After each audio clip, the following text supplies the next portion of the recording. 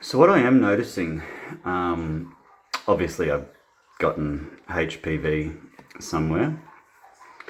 It's causing verrucas in my body.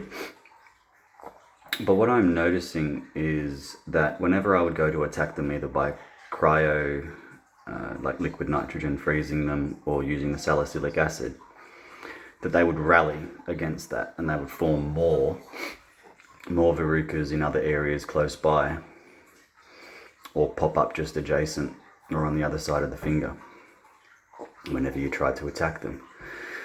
The bee venom has reduced the viral loading in my bloodstream so that there is no more verrucas popping up. I just literally have the ones that are on there to remove. And so far,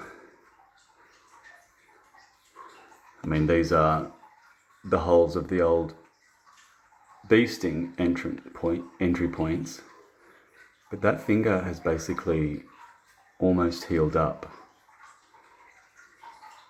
This thumb spot, where is it? Let me get a better lighting. It's reducing too. The heads on it are much, much less. This one was the most recent spot that I've attacked. That one needs another go.